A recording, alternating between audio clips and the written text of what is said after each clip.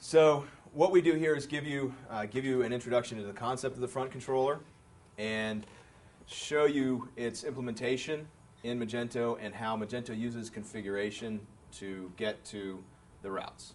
So by the end of the day, we'll be doing controller stuff. And if you've ever worked with Magento, controller can be like the bane of your existence if you need to do any rewrites or figure out how they work, what to put in the XML, what not to put. We will demystify all of this for you. So, we start with the front controller. All right. You recall this diagram from the previous lesson where we initialize the application and then we get down to routing, which is the responsibility of the front controller. Well, front controller has 5 areas of responsibility. It gathers routes via its init method. Apply database URL rewrites. So these are the rewrites that are built into the database when you make a category, when you make a product. These paths are stored in the database with some additional information, and Magento will inspect the current path against the database to see if it needs to translate to an actual internal path. And we'll look at that actually extensively in the next lesson. So after that, we apply configuration URL rewrites. These are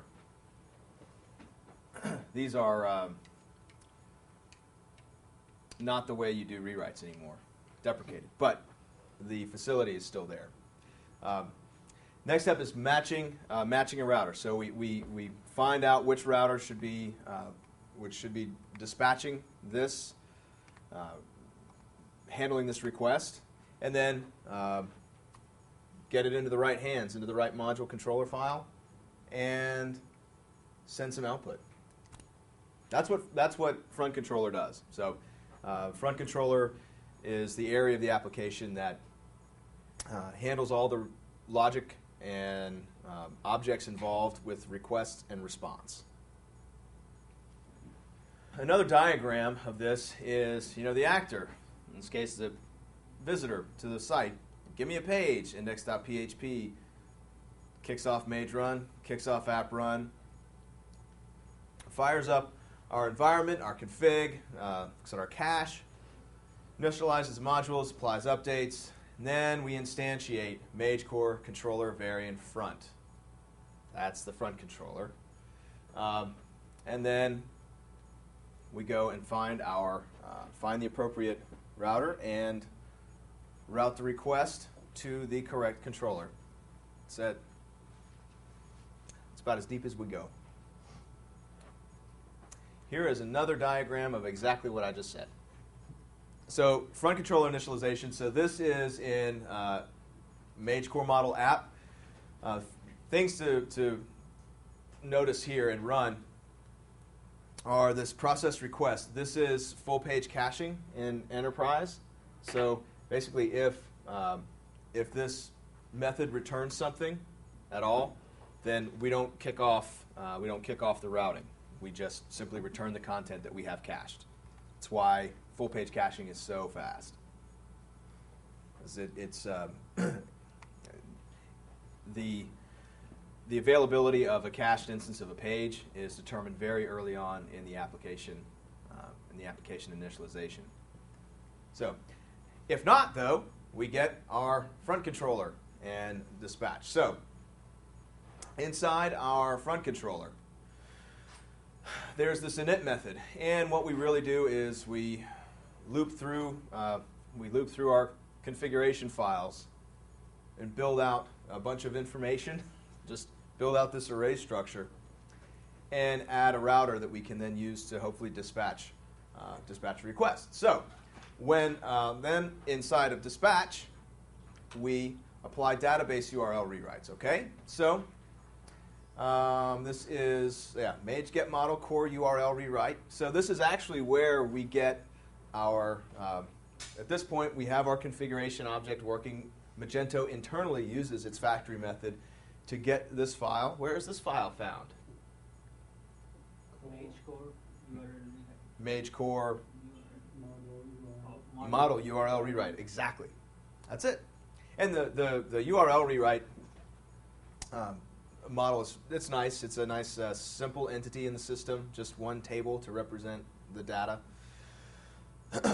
One complete row represents one complete rewrite entity. So basically, we just check and see. Okay, does this route on which we currently are, for example,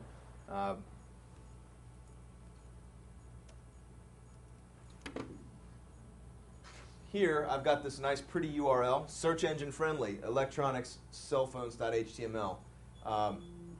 If this were, let's see, say this category ID is 10, then if I weren't using these nice search engine friendly URLs, I would have my web root, and then instead of electronic cellphones.html, I would have catalog, category, view, ID 10. Not very good. Not very good for search engines. So the nice thing is when you create a category, Magento will actually build this stuff out for you, and you are free to specify it yourself. We'll be looking at that in a second.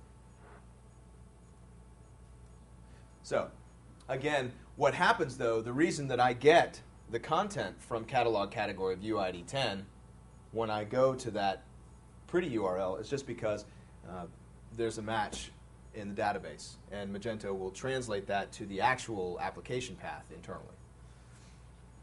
And then this rewrite is just the function that evaluates these global rewrites that you can specify in the configuration. This is a brute force and seriously deprecated way of doing controller rewrites. You would never do this anymore. Number 4. All right. Well, we check with each of the routers and say, hey, can you handle this? And again, we're just inspecting. We're just doing string comparison, basically. And then there's this, you see this, incrementer for less than 100. Basically, if you mess up your code somewhere and you have your module redirect to a module which redirects to that module, well, obviously that would be, it's like when we were all learning BASIC and you'd like, line 1, go to 10, line 10, go to 1, and, the computer would melt. But, well, this one you'll see a nice little error message, the maximum number of dispatch calls have been hit. All right, so then number 5. This is the goal of what we're doing. We need to get the response object, whatever's been tacked onto the response object, and send it to the browser.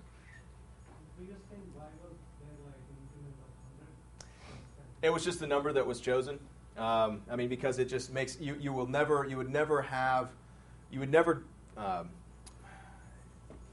have this many attempts at a route match.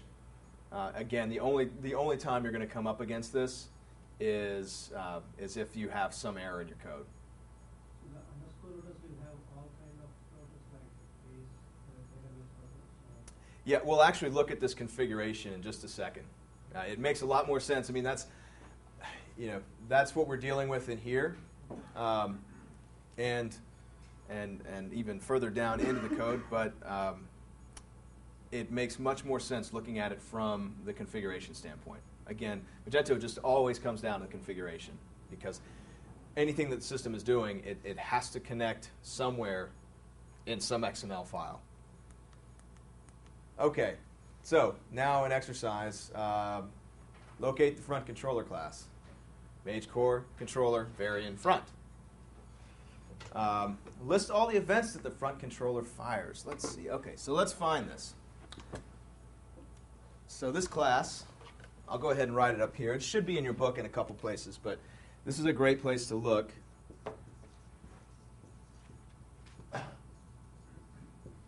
Again, if you want some more insight into the internals,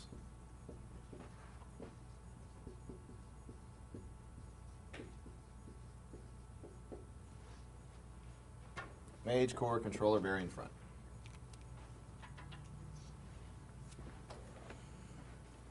So let's see. And you can see here the default router that's added last. This is what handles like 404 stuff. So that's why your request can always be handled by Magento, even if it's a 404. It's just because of this default router. So let's see. All right. Next method though is dispatch. So we get our request object. All right. And here, some profiler methods, but what we're looking for are some dispatched events. So I'll go to the top of this file. What's the first one here? Dispatch event. Oh, so in our initialization, controller front init before. All right. So what could we do with this?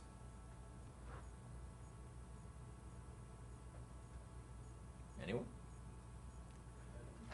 What's that?